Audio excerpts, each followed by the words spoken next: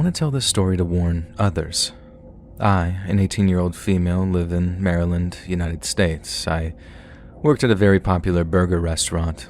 I work at the payment window, which is where I stand all night. I'm very friendly. I know sometimes a smile and a compliment can make someone's day a little bit better. Just the same night, before the creeper came, I had a customer tell me that I was so happy and she loved me for it. That gave me the courage and energy to survive this next interaction. I'm used to the awkward comments and stares from older men. I'm sure it's my friendliness that attracts them. Our uniforms are not very revealing. They think I'm naive. Maybe I am, a lot more than I thought, but I'm fully aware of the dangers of trafficking. This particular old man came through just before 6. He pretended not to hear his order, and then laughed like it was some sort of joke between two friends. This is not uncommon. It's an old man thing. No red flags yet. I tell him his total and he hands me all but the change, and when he does this, he waves the money around and makes me chase it. I was able to snatch the cash, but again, it was just some sort of old man thing, I thought, not concerned yet. He stared at the company name on my shirt and asked if this was my name. I don't wear a name tag for this reason. I joked that I was going to change my name permanently to that, and he perked up. At this point, I should state that he's some guy in his mid-60s to 70s driving a small white SUV with a kayak on top. He had some scruff on his face and was holding a phone to his ear this entire time. When I finally began to engage with him, he moved the phone to be facing me. Looking back, I believe that he was recording me. At no point did he speak into the phone or acknowledge it in any way. He probed with more pressing questions. Here's the thing. I have the same last name as someone from United States history. Most old people like talking about that kind of stuff, so I told him my last name. He didn't reflect or laugh. He just accepted and continued asking questions. And that's when I started to get this sort of sinking feeling. He still owed me change, and I told him, and he grabbed another $1, and he handed it to me, but he wouldn't let go. He wanted to know my first name, and I dodged answering because I was getting creeped out. He wouldn't let go of the money and was practically drooling for more data and information about me. I gave him a name that I don't use, and he smiled, finally letting go. I got his change and told him to have a nice day. I then immediately left the window and told one of my coworkers about the weird experience. He returned just 2 hours later. I didn't recognize his car on the cameras until we got to my window. I hadn't thought too much about our interaction and was busy texting my dad about whether or not a chicken sandwich was a burger. My stomach dropped when I saw his face. I have many regulars, all of whom I'd have been happy to see. I hope he doesn't become one. I'll actually call the police. He smiled and said, "Hey, the one with the last name." I half smiled and wished for the days when we all wore masks. I tell him his total and he makes me chase the money again. For the entire time, he had his phone against his ear facing me. He starts asking even more intimate questions about me.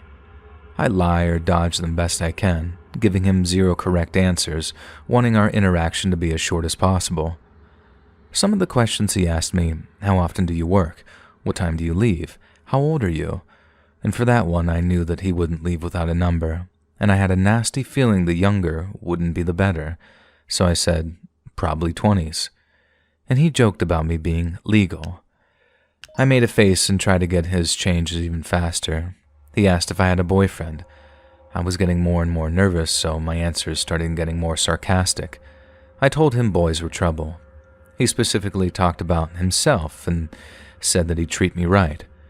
I handed him his change and told him to have a great night. He threw his hands in the air and was saying, "Don't be like that. I'll treat you right." I shut my window and said bye. He made a bit more of a fuss but eventually drove forward. For his question about when I got off work, I believe that he was watching the restaurant. I was shaking by this time and called my mom, and she immediately drove up. I talked to my manager and I was a little unsure of the car's colors, so he checked the camera for me. Shout out to my manager, he's the best. I continued at my window watching for the old guy, but I didn't see him again. I left an hour early and gave my manager specific instructions to not place a girl at my window, and he agreed.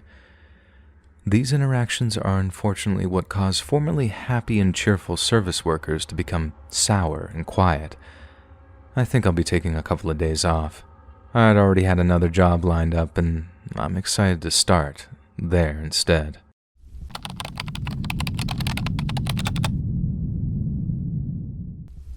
Some people are just crazy, and here's why. Back before I went to college, I worked part-time at Dunkin' Donuts. It was an easy job for the most part, but anytime you work in the public, you know the crazies come out. So I was working the morning shift. We open at 4, and believe it or not, we usually have a good amount of cars outside waiting. Well, I'm there, managing the register, when this lady comes in. Off the bat, I could tell that she was a little off. She came in staring at the walls and kind of speaking to herself. She came up to the register and ordered a large espresso. I rang her out and then gave her coffee. She thanked me and then walked straight into our bathroom. Honestly, other than her being a bit off when she first walked in, she wasn't too bad. That was until we started hearing the noises. It sounded like clanking and things moving around after she went into the bathroom.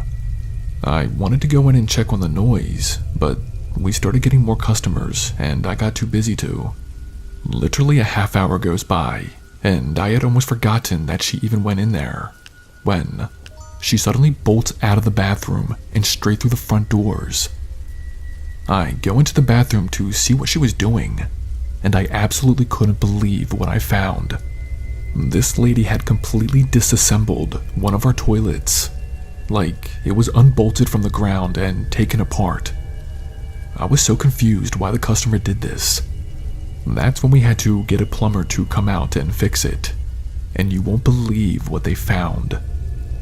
As the plumbers were trying to fix the pipes, they discovered something shoved deep inside of them. When they finally unclogged what it was, it turned out being a dead cat. And I hate to say this, but I think it was actually a kitten, because it was stuffed pretty deep inside the pipes. I almost threw up when I found out. We've given photos over to the police of her, and have made reports, but nothing has turned up yet. I have a feeling she was a local, and has a good chance of actually getting caught. But, like I said, people are crazy. I don't think I'll ever understand it.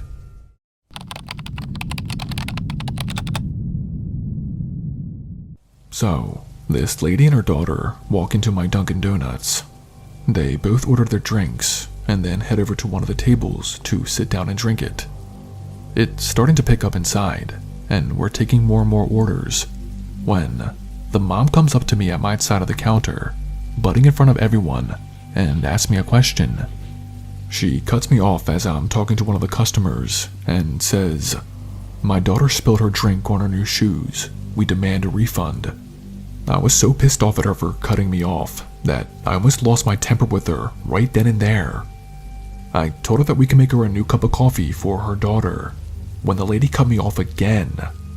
She told me she wasn't talking about a refund for the coffee.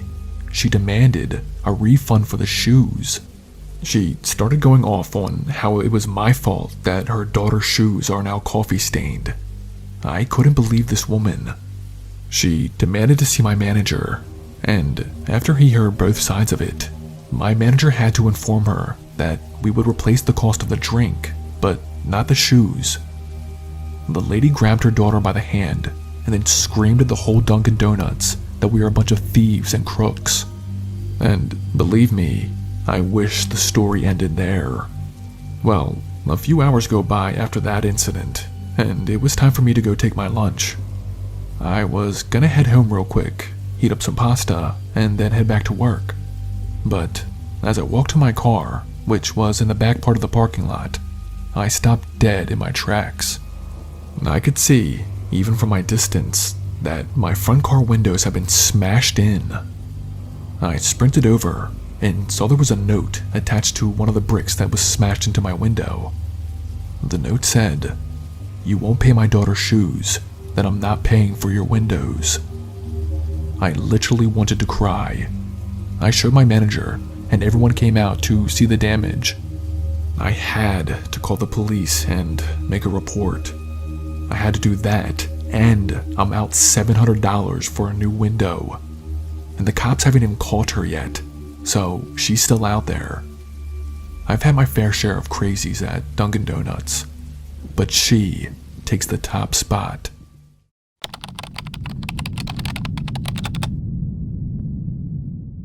This story happened a while ago, when I was like 19 and working for Dunkin' Donuts. I always used to work the night shifts. Our location was hit or miss sometimes. Our location is pretty isolated and back by some woods that's just off the main road. Well, the night that I was working, we were dead. There was no customers in the parking lot, and the last one that we had in was maybe a half hour prior. Well, I'm just behind the register, looking at my phone, and I hear the door open. I looked up and saw this man walk in. He reminded me of someone who had just finished up from the gym. He had on this gray sweatshirt and gray baggy sweatpants. I noticed immediately that he was dripping with sweat, like it looked like he had just run 5 miles. Then he saw me and gave me this really weird look. He was looking at me as if I was going to harm him or something. Even though he was extremely off, I didn't want to be rude and asked him how I could help him. That's when he started searching his whole body. He started dancing around and itching himself as if there was hundreds of fire ants crawling all on him. He started making these weird noises, and that's when I called for my manager to get up here because I did not know how to handle this situation at all. My manager stands next to me, and that's when the dude starts grabbing at the inside of his pants. For the briefest second, I could see that there was a gun in one of the pockets. And just as I realized this, the man full-on sprinted out of the store. Once I saw him dart into the woods, I ran to the front door and locked it. I told my manager I saw that he had a gun and to stay away from the windows. As me and my manager started to discuss what just happened, we heard this loud bang in the night. It sounded like a single gunshot going off. We didn't know if it came from that crazy guy or not, but we had no intentions of going outside to find out. After we heard the bang, we literally closed down early and left. And here's the crazy part. The next day, I read on social media a man in our area shooting himself by the lake that was right behind our Dunkin' Donuts. The post had a picture of the man, and it was the same guy who came into our Dunkin' Donuts freaking out the night before. The article said it was a gunshot-inflicted wound, and as sad as it is to say, I'm glad that it was only his life affected and nobody else's. I don't know what he was going through, because it almost seemed as if he was seeing something that wasn't there when he came into our Dunkin' that night. I no longer work there, and never will again in my life.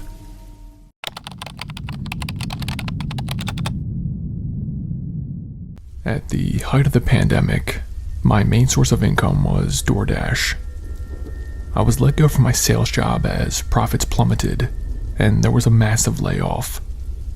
So, jobs like DoorDash and Uber Eats were what I had to do in order to pay my bills. Well, I usually worked at night. I felt it was calmer, and you tended to get bigger tips, because people were hungrier at these times.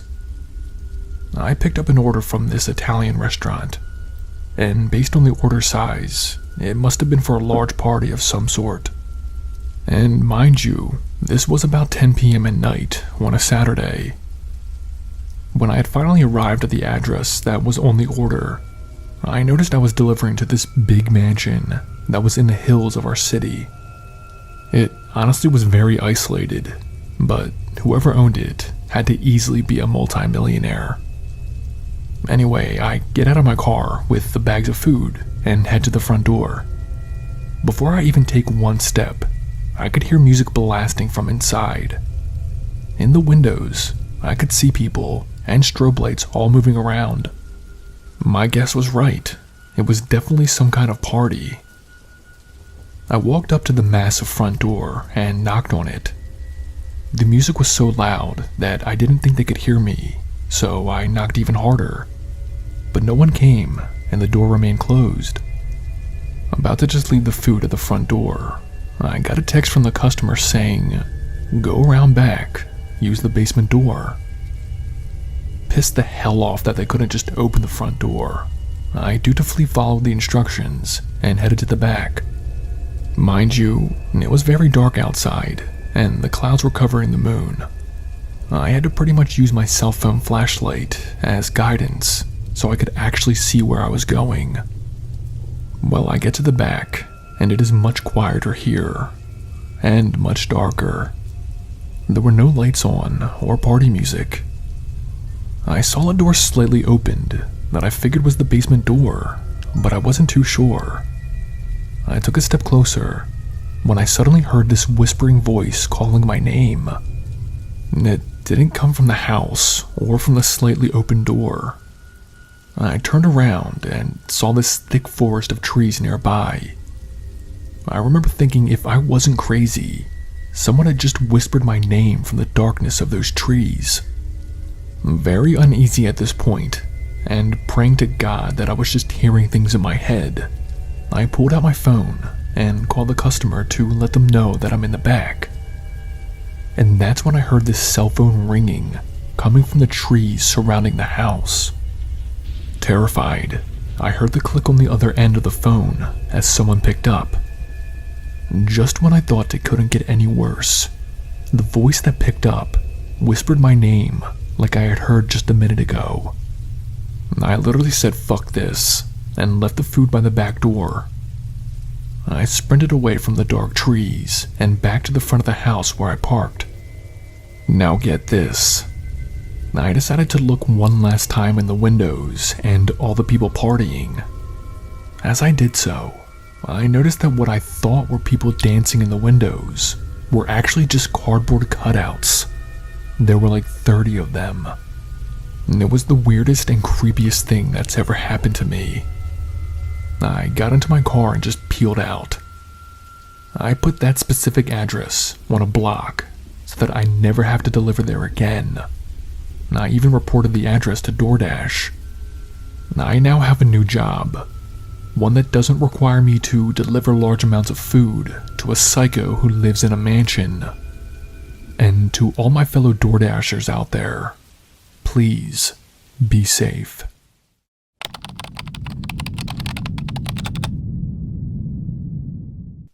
When this story took place, I had been working for DoorDash for a little over a year. Besides the crap tips, the job was simple. Drive to a restaurant, pick up food, deliver food, repeat. However, in this story, that was not my experience.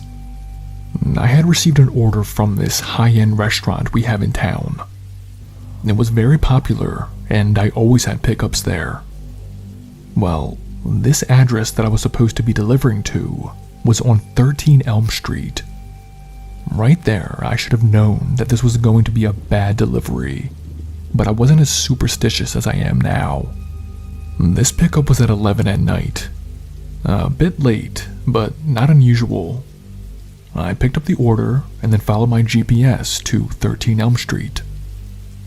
The drive over was on the outskirts and in a more desolate part of the town. Like, there were trees and forest everywhere and hardly any houses.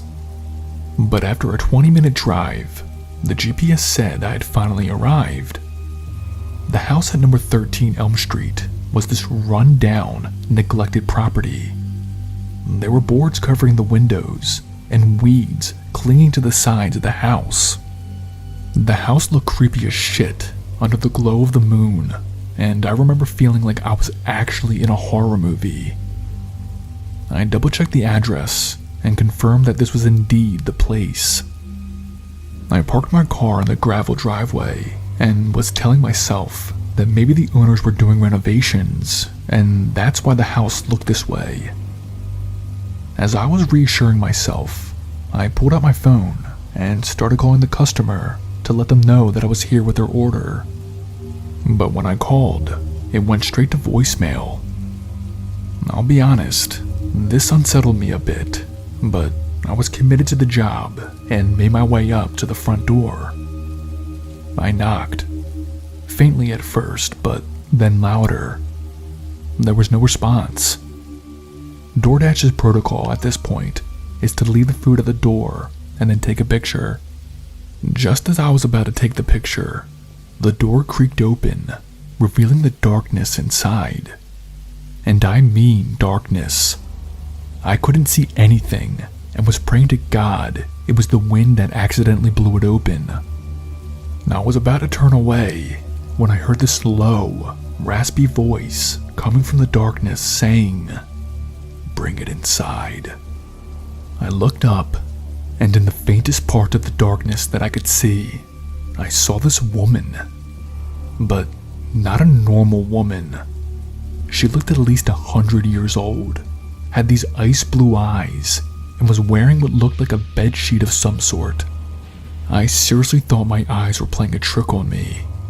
I tried to squint them and try to see if I couldn't see her, but she was there. In sheer horror, I left the food on the front steps and bolted back to my car.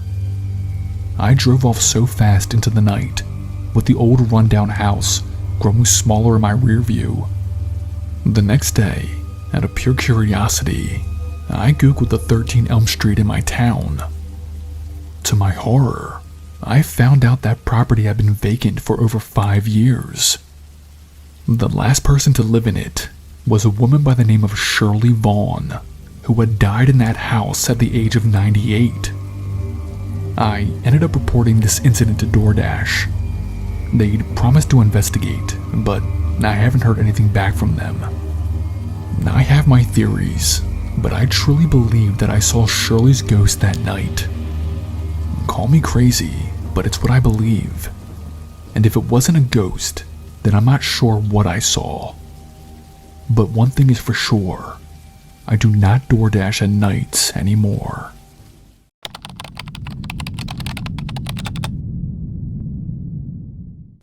So, I'm still haunted by this story. I normally don't order out. I usually buy groceries for myself and then meal prep them in advance to save time and money. But I'll be honest, sometimes I just get lazy. Last winter, it was an especially cold night outside. And for context, I do live alone, and I am a 24-year-old female. Well, it was such a cold night, and I was craving my favorite local pizza place. I decided what the hell, and placed an order on DoorDash for it to be delivered. After about an hour of waiting and watching some horror movie on Netflix, I saw my phone light up with a notification from DoorDash. It said my driver was 2 minutes away. Almost as if right on cue, my doorbell rang. I excitedly opened the door to find a middle-aged man dressed in a weather-worn jacket, red beanie, and my pizza box in his hands. He handed me the pizza box and told me to enjoy my pizza as he walked away. I thanked the man, closed the door, and then went into my living room to feast. But on my way to the living room, that's when I noticed something alarming. The pizza box had the logo of a different restaurant, not from my favorite place that I had ordered from. That's when I suddenly got a text. I glanced at my screen, and my skin crawled as I read the message. "We apologize for any inconvenience. Your dasher had car troubles and is running late. Please be patient." As fear started to grip me, I instantly started to ask myself, if my dasher didn't deliver the pizza, then who did? Hesitantly, I opened the pizza box. Inside was no pizza, but a single note. It said, "Hope you're alone, sweetie." I ran over to my front living room window and looked outside. Standing a few blocks away, under one of the broken street lamps, was the stranger who delivered the pizza. He was watching my house. I quickly made sure every door and window was locked in my house, and then called the police. But when they arrived and did a sweep of the neighborhood, They didn't find anyone. I shit you not, I did not fall asleep for the next 2 weeks. I was wide awake every night, terrified that stranger was going to come back and kill me or something. Thankfully, I had my boyfriend and other family members come stay with me for a while. I don't know who the hell that man was, or how he even knew that I was ordering pizza from DoorDash. The whole situation was way too close to home, and I haven't ordered anything from DoorDash since. Our official merch store is finally here. If you want to support more of our channel, check out our merch shop. The link is in the description down below. See you on the next video.